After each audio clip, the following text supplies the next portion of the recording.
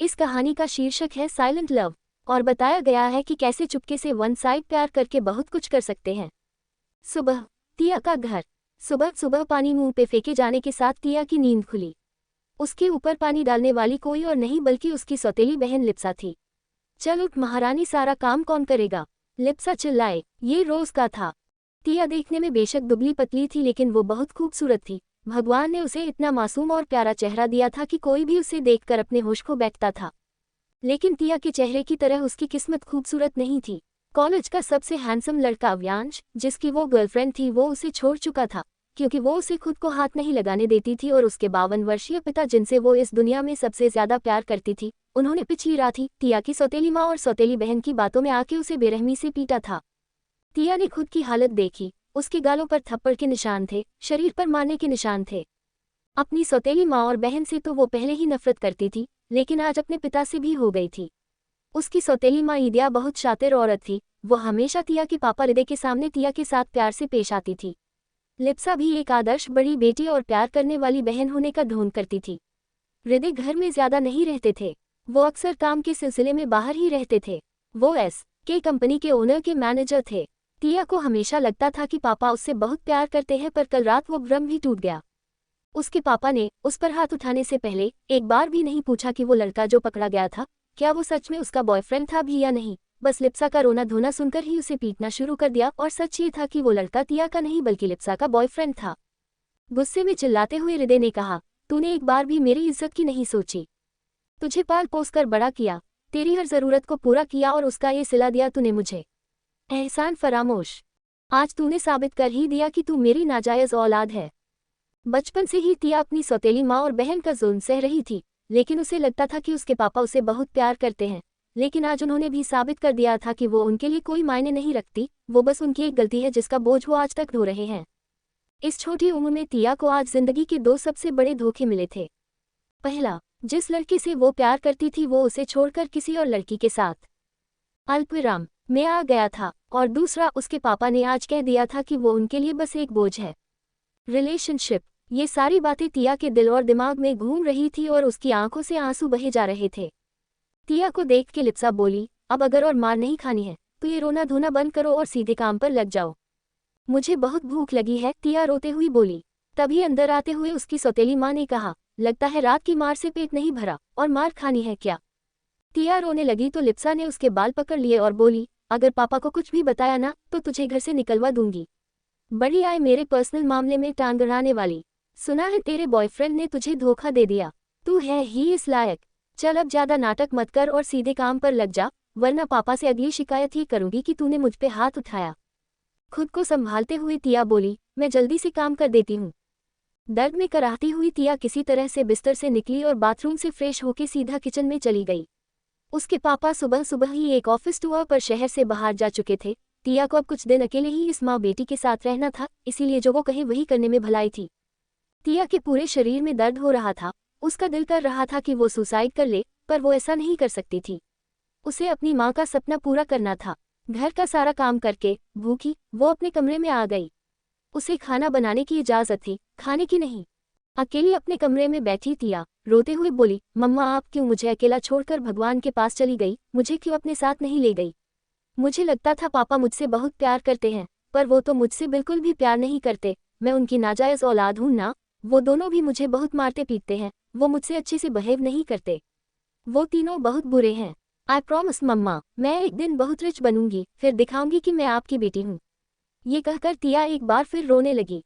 तिया की समझ में नहीं आ रहा था कि वो क्या करे। घर में उसको ये लोग जीने नहीं देंगे और कॉलेज में सहाना राय उसका इंतजार कर रही होगी। सहाना राय तिया के कॉलेज की एक लड़की थी जो बहुत खूबसूरत थी और बहुत अमीर भी। तिया को छोड़ के अव्यांश अब सहाना के साथ रिलेशनशिप में आ गया था। जब उसने सहाना का प्रपोजल एक्सेप्ट किया था तब पूरे कॉलेज के सामने सहाना ने तिया का मजाक उड़ाया था, उसे बहुत बेइज्जत किया था। सब लोग तिया पर हंसने लगे थे। तिया को अपने लिए आवाज उठानी नहीं आती थी। वो सिर्फ चुप करके सब दुख सहना जानती थी। उसके भोलेपन का कोई भी फायदा उठा सकता था, और क्योंकि उसकी सौतेली माँ और बहन उसे पैसे नहीं देते थे, वो कॉलेज की कैंटीन में पार्ट टाइम जॉब करके अपना खर्चा चलाती थी। पैसों की कमी की वजह से उसने 1 साल गैप भी लिया था। वो जैसे तैसे करके अपने कॉलेज की फीस भरकर पढ़ाई कर रही थी। वो सेकंड ईयर आर्ट्स की स्टूडेंट थी। और क्योंकि वो टॉपर थी इसलिए उसे स्कॉलरशिप मिलती थी। तो लिप्सा खुद को बचाने के लिए अचानक से बोली, मेरी एक छोटी बहन है जो बहुत खूबसूरत है, वो मुझसे भी ज़्यादा खूबसूरत है, तुम उसके साथ एंजॉय कर सकते हो, प्लीज़ मुझे छोड़ दो। वो लड़का लिप्सा को गंदी नज़रों से देखते हुए बोला, ऐसा क्या, ज़रा देखे तो सही। लिप्सा ने हड़बड़ाते हुए जल्दी से अपना फ़ोन निकला और टिया की फ़ोटो उन लड़कों को दिखाते हुए बोली, ये मेरी बहन है, बहुत खूबसूरत है ना। सब लड़के टिया की फ़ोटो देखने लगे। टिया की फ़ोटो देख के उनकी नीयत खराब हो गई। वो बोले, ठीक है, तुम्हारी बहन कहाँ है? लिप्सा घबराते हुए बोली, वो तो घर पे है, उसे बुलाना पड़ेगा। तो दूसरा लड़का लिप्सा को अपनी तरफ खींचते हुए बोला, तो बुला, किसने मना किया है? लिप्सा ने उनकी आंखों में टिया के लिए हवस देख ली थी। वो थोड़ा घबराते हुए बोली, उसके लिए कुछ रिश्वत देनी होगी। तो उन चारों में से एक लड़का बोला, जब तू अभी यहाँ हमारे पास है तो हम तेरी बहन के लिए रिश्वत क्यों दें?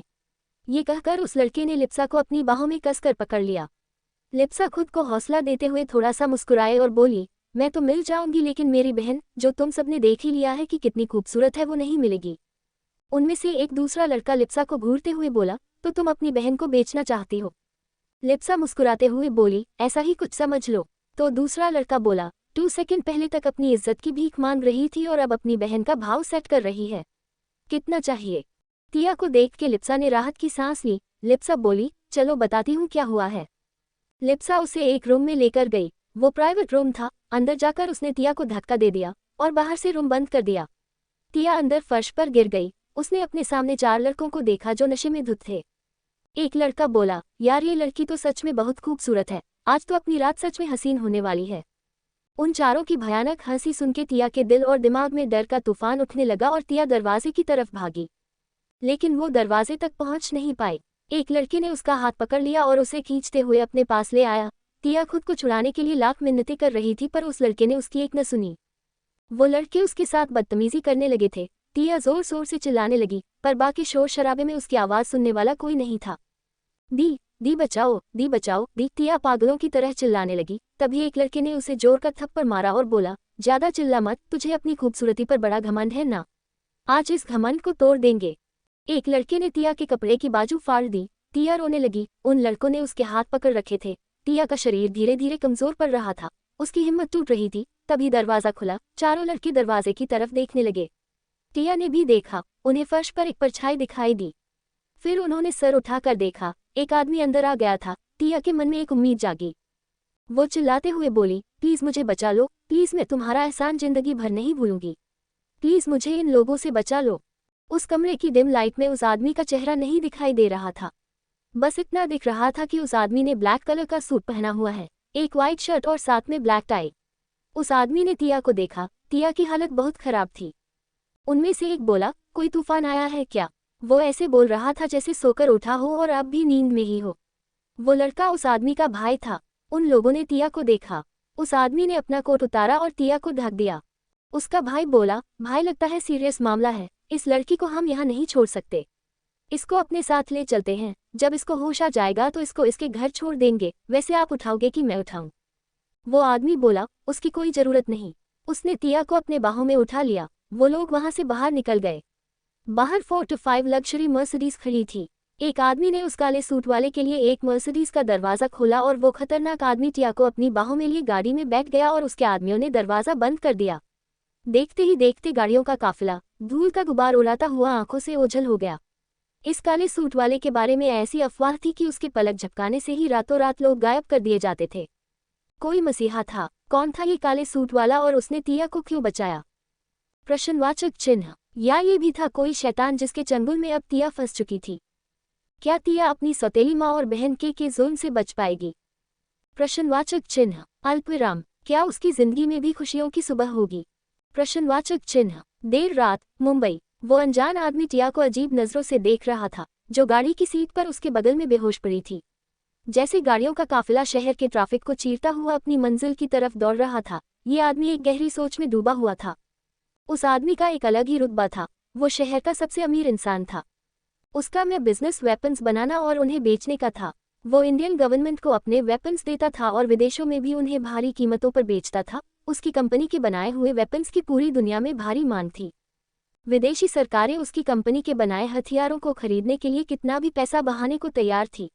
वेपन्स के अलावा उसका कंस्ट्रक्शन का बिजनेस भी था। यही नहीं, उसके कई और अलग अलग बिजनेस भी थे। वो इतना रिच और पावरफुल आदमी था कि उसे राजा कहना गलत नहीं होगा। उस आदमी की गाड़ियों का काफिला एक आलीशान घर के पार्किंग लॉट में जाकर रुका। 33 साल का ये नौजवान बहुत हैंडसम और चार्मिंग था।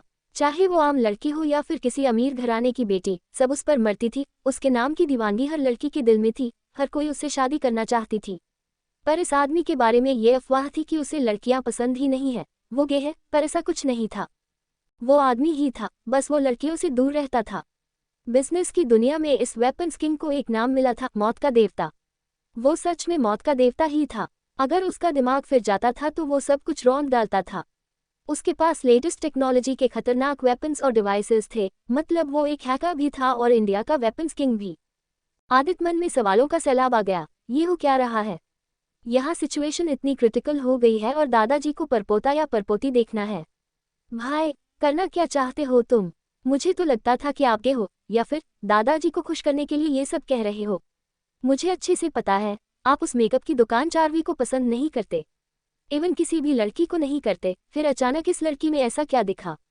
भाई, कहीं पागल वागल तो नहीं हो गए? इन सवालों से जूझते हुए उसकी नज़र किसी और पर पड़ी, वो लड़की जो उसके भाई की बाहों में बेहोश पड़ी थी। वो उसी समय बात बदलते हुए बोला, दादाजी, मेरी भाभी प्यारी है ना? तो सब हैरान होकर उसे देखने लगे। दादाजी का ध्यान अब तक अपने पोतों पर था, लेकिन अब पहली बार उन्होंने तिया को ध्यान से देखा, जो अश्वत्थ की बाहों में किसी मासूम बच्ची की तरह लग रही थी। दादाजी ने तिया के चेहरे को देखा और बोले, बहुत प्यारी है, पर लगता है अश्वत्थ से बहुत छोटी है।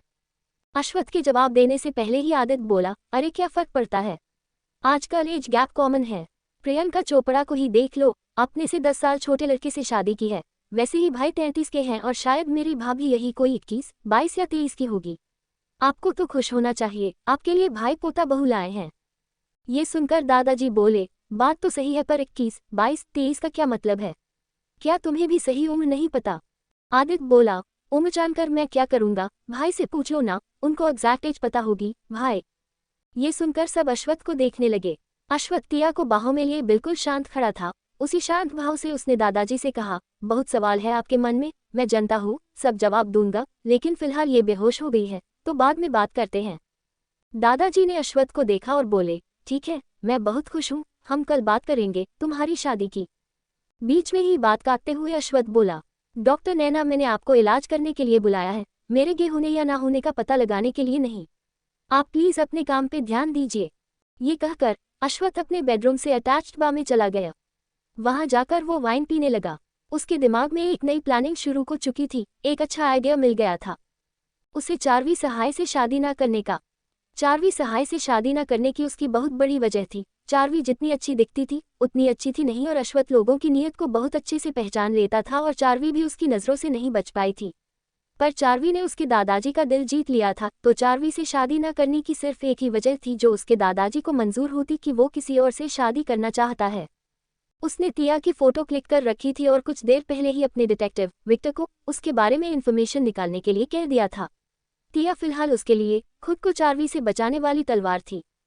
आखिर क्या है ये खेल जिसमें तिया फंसती जा रही है? क्यों उसके बारे में सारी जानकारी निकलवा रहा है अश्वत्थ? क्या होगा जब वो बेहोशी से जागेगी और कैसे बच के निकल पाएगी मासूम तिया शहर के सबसे बड़े आदमी के पंजों से? देर रात, आर्यन पैलेस। अश्वत्थ खिड़की पे खड़ा बाहर काले आसमान को देख रहा था और सोच रहा था। उसके दिमाग में एक बहुत ही खतरनाक प्लान चल रहा था। हालांकि इस प्लान से तिया को कोई नुकसान नहीं पहुंचाने वाला था, पर उसकी जिंदगी एक झटके में हमेशा हमेशा के लिए बदलने वाली थी। एक तरफ तो तिया के लिए अश्वत्थ आर्यन एक मसीहा था जिसने उसकी इज्जत बचा ली थी, पर दूसरी तरफ अश्वत्थ किसी राक्षस से कम नहीं था। वो बहुत खतरनाक था। उसके दिमाग में क्या चल रहा था ये तो सिर्फ वही जानता था। अगली सुबह जब सूरज की किरणें पर्दों से छनती हुई तिया के चेहरे पर पड़ने लगी तो उसकी आंख खुली। उसने चारों तरफ देखा और जैसे ही उसे इस बात का एहसास हुआ कि वो एक अनजान घर में है, वो घबरा के तुरंत उठ गई।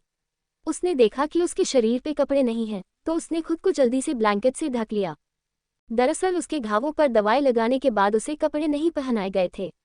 तभी तिया की नज़र अश्वत्थ पर पड़ी और वो उसे देखती ही रह गई। उसने जिंदगी में इतना हैंडसम आदमी नहीं देखा था।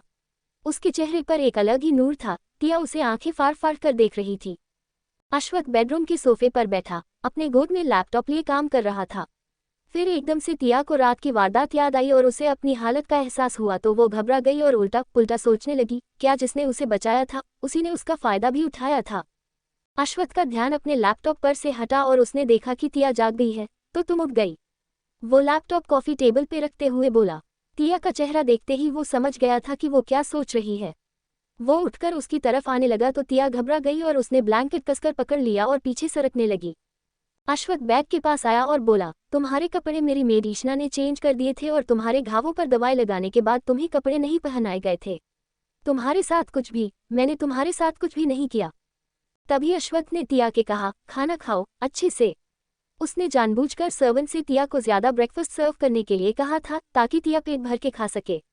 टिया धीरे धीरे खाने लगी। ब्रेकफास्ट सच में हेल्दी और टेस्टी था। खाते हुए टिया की नज़र आदित्य पर पड़ी, जो बड़े अजीब तरीके से खाना खा रहा था, और एकदम से उसकी हंसी छूट गई। सब उसे ही देखने लगे। टिया हंसते हुए बहुत प्यारी लग रही थी। फिर सबने आदित्य को देखा जो बस खाए जा रहा था। उसे किसी से कोई मतलब नहीं था, बस वो और उसका ब्रेकफास्ट। दादाजी और अश्वत्थ को छोड़कर सब हंसने लगे। फिर आदित्य ने सबको हंसता हुआ देखा और बोला, ऐसे क्या हंस रहे हो, कोई जोकर देख लिया क्या? तो प्रत्यूष अपना पेट पकड़कर बड़ी मुश्किल से बोला, ओ माय गॉड आदि, तुम ऐसे खाना खाते हो, सो फनी। आदित्य बोला, इसमें फनी क्या है, ये तो मेरा स्टाइल है। फिलहाल वो अपनी बेइज्जती नहीं करवाना चाहता था। प्रश्नवाचक चिन्ह। क्या चाहता था अश्वत्थ टिया से? ये किस अजीब परिवार में फंस गई थी टिया? जाने वाली टिया की शादी की बातें शुरू हो गई थी। प्रश्नवाचक चिन्ह। कल तक कॉलेज, वो भी मौत के देवता के साथ। क्या होगा टिया की मायूस जिंदगी का आने वाला कल? अल्पविराम। प्रश्नवाचक चिन्ह। अश्वत्थ उसकी उंगलियों के एक्यूप्रेशर पॉइंट्स को दबाने लगा। अश्वत्थ के छूने से टिया और घबरा रही थी। उसके दिल में तूफान उठा रहा था, पर अश्वत्थ का टच उसे नेगेटिव नहीं पॉजिटिव वाइब्स दे रहा था। आदित्य खुशी से चिल्ला पड़ा और बोला, क्या कहा दादाजी आपने? ओ माय गॉड, मेरे भाई की शादी आज ही होगी। वाओ वाओ, मेरे भाई की शादी। पर दादाजी इतने कम टाइम में तो। आदित्य की बात को दादाजी बीच में ही काटते हुए बोले, तुम सबको तो पता ही है, इस शादी को हम सीक्रेट ही रखेंगे। मेरे पोता बहू को नुकसान पहुंचाने वाले बहुत हैं और मैं ऐसा कुछ नहीं चाहता। ये सुनकर अश्वत्थ ने दादाजी को समझने की कोशिश की। मुझे इससे कोई फर्क नहीं पड़ता दादाजी, पर हम कब तक छुपा कर रखेंगे? एक ना एक दिन तो सबको बताना ही पड़ेगा, और फिर मेरे होते हुए कौन हमारा नुकसान कर सकता है? कौन कर सकता है का क्या मतलब है? हम सब जानते हैं ऐसा कौन कर सकता है। आदित्य चिढ़ते हुए बोला। प्रश्नवाचक चिन्ह। आई थिंक दादाजी इज राइट। कुछ घंटों बाद आर्यन पैलेस में सब खुशी से पागलों की तरह चिल्ला रहे थे। अलग तरह की धूम मची हुई थी, लेकिन टिया सदमे में थी। उसे यकीन नहीं हो रहा था कि उसकी शादी हो गई थी। वो बस अश्वत्थ आर्यन नाम के इस तूफान की दिशा में बहती चली गई। अश्वत्थ ने उसे जैसा कहा वैसा ही करती गई। उनकी शादी बस कुछ लोगों की मौजूदगी में ही हुई। घर के सदस्य और अश्वत्थ और आदित्य के कुछ क्लोज फ्रेंड्स, जो फिलहाल पीकर टुन पड़े थे, जैसे अश्वत्थ की नहीं उनकी शादी हुई हो। टिया हैरान खड़ी खुद को उस बड़े से मिरर में देख रही थी। वो किसी रानी से कम नहीं लग रही थी। उसने बहुत ही खूबसूरत पिंक कलर का डिजाइनर ब्राइडल लहंगा पहन रखा था। पिंक कलर उसका फेवरेट था। उसने अपनी शादी में ऐसे ही कपड़े पहनने का सपना देखा था। उसकी आंखें खुद को देखकर यकीन नहीं कर पा रही थी। वो सच में किसी राजा की रानी लग रही थी। आर्यन पैलेस के कैटेकर्स ने उसे बहुत अच्छे से तैयार किया था। उसने अपनी मांग में लगे सिंदूर को देखा। उसे शादी का वक्त, अश्वत्थ का मांग में सिंदूर भरना, फिर फेरे, सब याद आ रहा था। अश्वत्थ टिया को आगे कैसे जीना है, उसके सारे रूल्स एंड रेगुलेशंस बताता गया और टिया बस हाँ बोलती चली गई। उसके अलावा वो बोल भी क्या सकती थी। अगली सुबह आर्यन पैलेस। सुबह का सूरज चढ़ आया थे, पर टिया अब भी सुकून में सो रही थी। अश्वत्थ सोफा पर बैठा अपने लैपटॉप पर काम कर रहा था। एक हाथ में कॉफी का कप था और एक हाथ की उंगलियां लैपटॉप के कीबोर्ड पर चल रही थी। कॉफी टेबल पर कुछ फाइल्स रखी थी। तभी टिया ने करवट बदली और उस रूम की सन्नाटे को चीरती हुई आवाज आई, धड़ाम।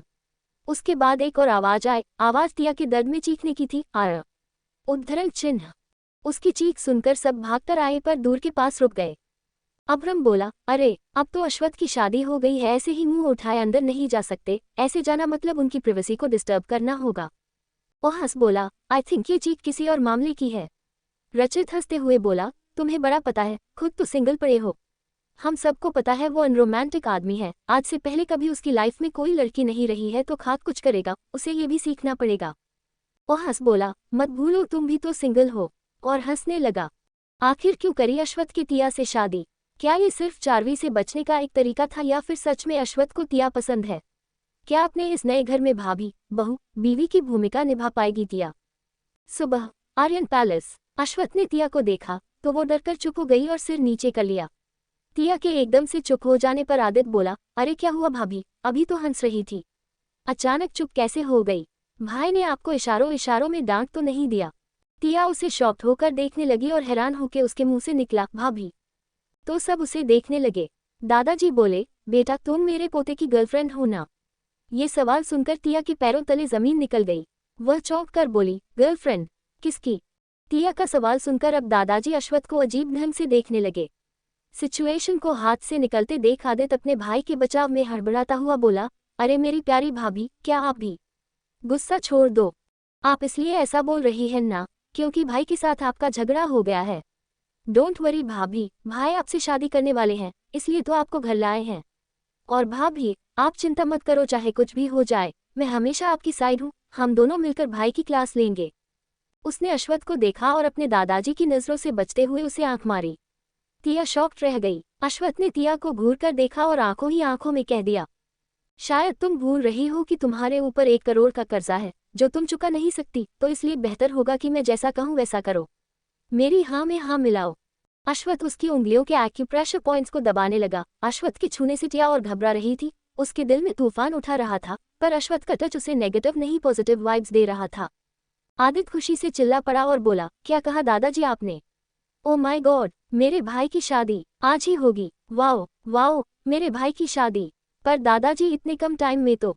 आदित्य की बात को दादाजी बीच में ही काटते हुए बोले, तुम सबको तो पता ही है, इस शादी को हम सीक्रेट ही रखेंगे। मेरे पोता बहू को नुकसान पहुंचाने वाले बहुत हैं और मैं ऐसा कुछ नहीं चाहता। ये सुनकर अश्वथ ने दादाजी को समझने की कोशिश की। मुझे इससे कोई फर्क नहीं पड़ता दादाजी, पर हम कब तक छुपा कर रखेंगे? एक ना एक दिन तो सबको बताना ही पड़ेगा, और फिर मेरे होते हुए कौन हमारा नुकसान कर सकता है? कौन कर सकता है का क्या मतलब है? हम सब जानते हैं ऐसा कौन कर सकता है। आदित्य चिढ़ते हुए बोला, प्रश्नवाचक चिन्ह। आई थिंक दादाजी इज राइट। कुछ घंटों बाद आर्यन पैलेस में सब खुशी से पागलों की तरह चिल्ला रहे थे। अलग तरह की धूम मची हुई थी, लेकिन टिया सदमे में थी। उसे यकीन नहीं हो रहा था कि उसकी शादी हो गई थी। वो बस अश्वथ आर्यन नाम के इस तूफान की दिशा में बहती चली गई। अश्वथ ने उसे जैसा कहा वैसा ही करती गई। उनकी शादी बस कुछ लोगों की मौजूदगी में ही हुई। घर के सदस्य और अश्वथ और आदित्य के कुछ क्लोज फ्रेंड्स, जो फिलहाल पीकर टुन पड़े थे जैसे अश्वथ की नहीं उनकी शादी हुई हो। टिया हैरान खड़ी खुद को उस बड़े से मिरर में देख रही थी। वो किसी रानी से कम नहीं लग रही थी।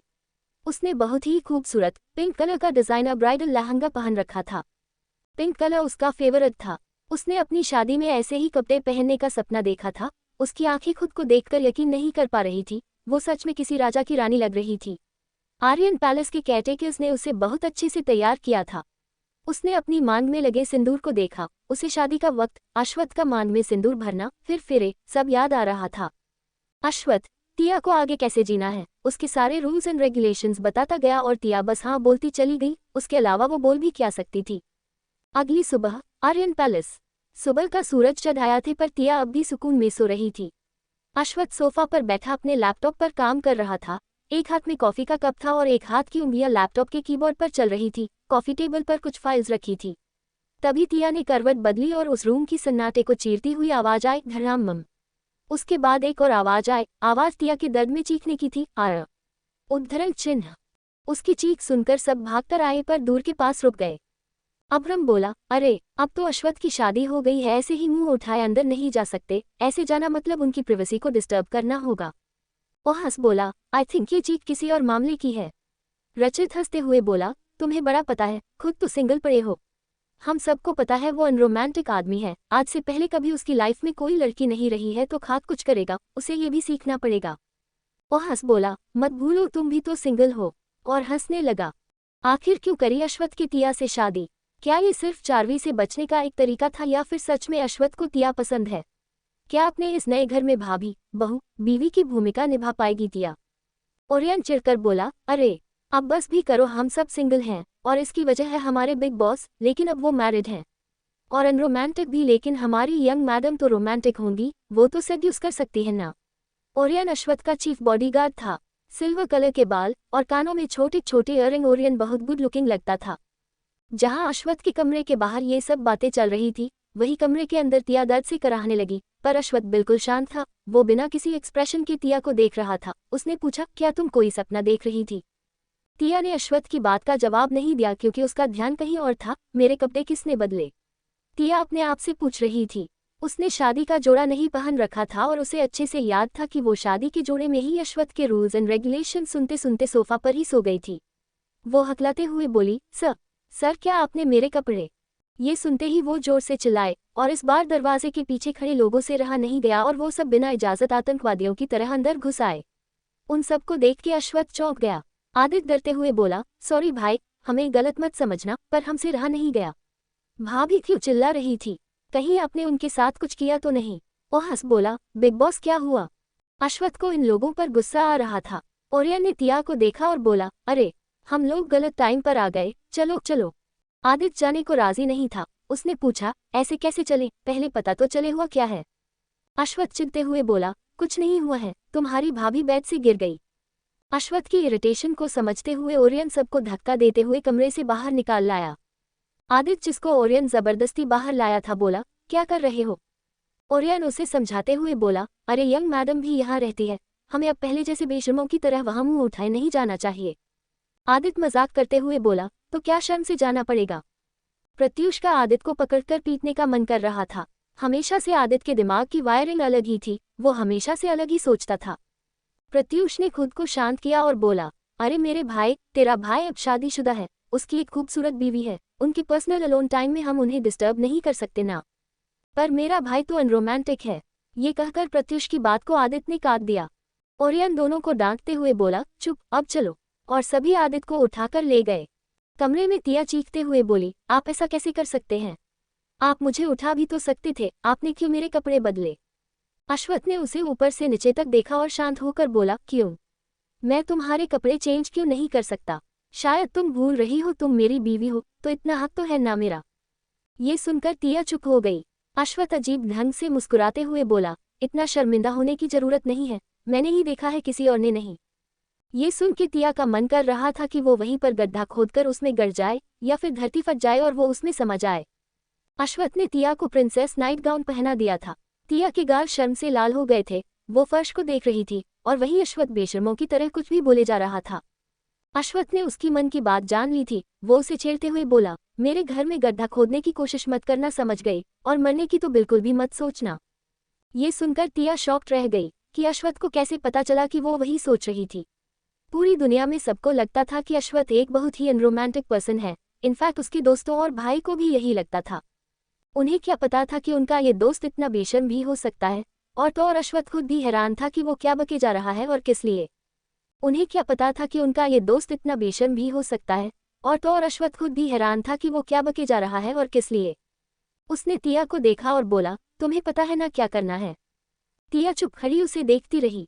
अश्वत्थ उसे समझाते हुए बोला, आज पहली रसोई की रस्म करनी है, तुम्हें मेरे दादाजी को इम्प्रेस करने का एक भी मौका नहीं छोड़ना है, समझ में आई बात? तुम्हें खाना बनाना तो आता है ना? ये सुनकर टिया बोली, जी। तो अब जाओ, जाकर नहा लो, और हाँ, बाहर मेरे पागल दोस्तों की फौज है। अगर वो लोग कुछ भी उल्टा पूछते हैं तो जवाब मत देना, वो लोग बड़े बदतमीज लोग हैं। ये कहकर अश्वत्थ कमरे से बाहर जाने लगा। टिया मन ही मन बोली, आप कौन से अच्छे हो? टिया को वही जड़ खड़ा देखकर अश्वत्थ ने उसे फिर टोका, अब जाओगी भी या फिर चाहते हो कि मैं तुम्हारी नहाने में? अश्वत्थ की बात पूरी भी नहीं हो पाई थी कि टिया उठ खड़ी हुई और भागते हुए बाथरूम में घुस गई और दरवाजा अंदर से बंद कर दिया और लंबी लंबी सांसें लेने लगी। अश्वत्थ को खुद पे ताज्जुब हुआ और वो मन ही मन बोला, मैं कब से ऐसा हो गया हूँ? कुछ भी बोले जा रहा हूँ। लोग सही कहते हैं, औरत का चक्कर ही ऐसा होता है। क्या मेरा? नो नो नो, ऐसा नहीं हो सकता। यहाँ अश्वत्थ परेशान हो रहा था अपने इस नए बिहेवियर से और वहाँ टिया बाथरूम में सोच रही थी, हे भगवान, किससे शादी कर ली मैंने? मेरी इतनी फूटी किस्मत, इससे अच्छा तो मैं। और फिर उसे याद आया कि उसे खाना बनाना है और उसने जल्दी जल्दी तैयार होना शुरू किया। बाथरूम में सब पहले से ही रेडी था, बाथटब में पानी भरा हुआ था, कपड़े वही रखे हुए थे, बस अब उसे फटाफट तैयार होना था। नहाने के बाद जब टिया कपड़े पहन रही थी तो उसने देखा कि वो कपड़े तो बहुत महंगी ब्रांड के हैं। जैसे ही टिया कपड़े पहनकर बाहर आई उसने अश्वत्थ को बाहर बिस्तर पे बैठे देखा। वो बेडरूम से बाहर नहीं गया था। अश्वत्थ उसे निहारते हुए बोला, अच्छी लग रही हो। उद्धरण चिन्ह। टिया एकदम से ऑकवर्ड हो गई और सीधा ड्रेसिंग रूम में गई और थोड़ी देर बाद तैयार होकर बाहर आई। अश्वत्थ उसे देखते ही रह गया। टिया बिना अश्वत्थ पे ध्यान दिए सीधा रूम से बाहर निकली जहां उसको उस घर के सारे हैंडसम हंक्स लाइन लगाए बाहर खड़े दिखे। ऐसा लग रहा था कि वो लोग अपने फेवरेट सुपरस्टार का वेट कर रहे हो। टिया को देखकर वो लोग हैरान रह गए और उन्होंने एक साथ उसे गुड मॉर्निंग विश किया। आदित्य बोला, वाह भाभी आप क्या लग रही हो, एकदम कहर। टिया चौंक गई। अहीम बोला, madam you are looking gorgeous.